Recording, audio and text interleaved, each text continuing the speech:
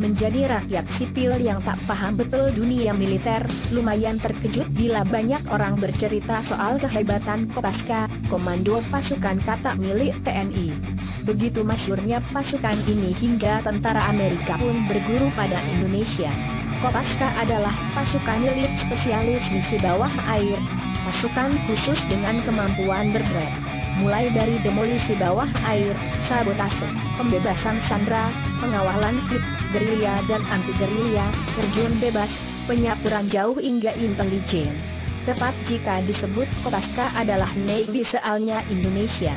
Karena kecocokan itu, Navy SEAL dan Kopaska rutin menggelar latihan bersama. Sudah 32 tahun dan 64 kali dua pasukan elit ini berlatih bersama dalam latihan berjudul Flash Iron. Dalam sesi latihan yang digelar, ternyata Kopaska jadi guru bagi pasukan Amerika tersebut. Tentara kita sangat berpengalaman berperang dalam hutan, memanfaatkan sumber alam untuk senjata. Misalnya saja membuat booby-trap alias jebakan dari bahan-bahan yang sudah ada di hutan. Ranting, kayu dan akar-akaran bisa jadi senjata mematikan jika dipadukan dengan senjata atau peledak yang sudah ada. Ternyata dalam peperangan modern, hal itu masih sangat menakutkan. Untuk itu Navy SEAL merasa perlu mempelajarinya.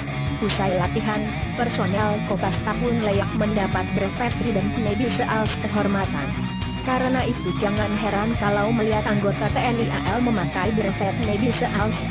Tentara Malaysia ngacir. Selain militer Amerika mengakui kebudayaan Kopaska, tentara Malaysia pun pernah merasakan langsung sehingga kabur terbirit-birit.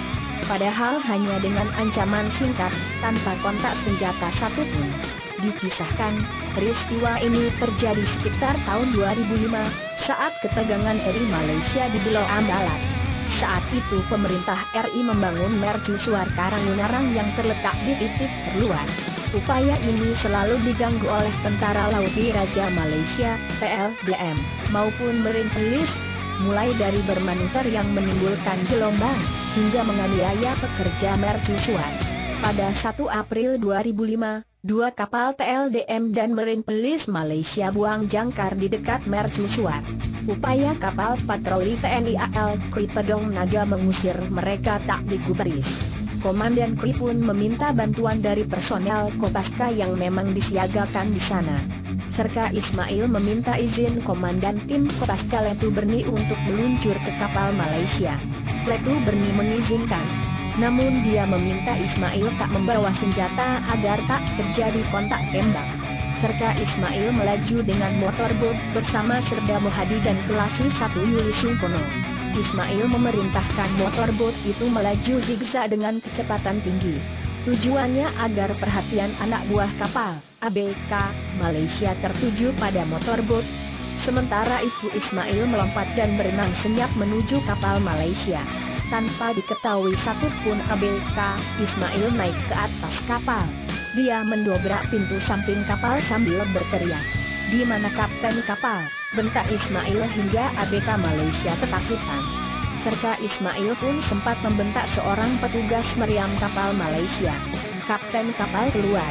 Dengan nada tinggi Ismail bertanya apa keperluan kapal Malaysia di tempat itu. Sang kapten menjawab normatif, hanya menjalankan perintah. "Baiklah kalau begitu. Daerah ini adalah wilayah saya, Indonesia. Jadi setelah saya turun dari kapal ini, segera pergi dari wilayah ini. Kalau tidak jangkar akan saya putuskan," sergah Ismail pada komandan kapal Malaysia. Walau tak bersenjata, keberanian Ismail rupanya membuat nyali para ABK Malaysia hancur. Begitu Ismail lompat ke perahu karet, kapal pertama langsung angkat jangkar dan kabur dari Karangunarang. Namun kapal kedua tak mau pergi. Serka Ismail dan tim Kopaska segera melaju. Aksi mereka dihalangi sehingga Ismail tak bisa naik kapal. Ismail segera menuju tali jangkar. Dia berteriak sambil menggoyang-goyangkan tali jangkar, "Kalau tidak pergi, tali jangkar ini saya ledakan," ancamnya. Berhasil. Aksi ini pun membuat kapal Malaysia meninggalkan wilayah Karangunarang. Cukup 3 orang Kopaska untuk mengusir 2 kapal Malaysia. Kisah-kisah di atas dapat dibaca lebih lengkap dalam buku Kopaska, Spesialis Pertempuran Laut Khusus.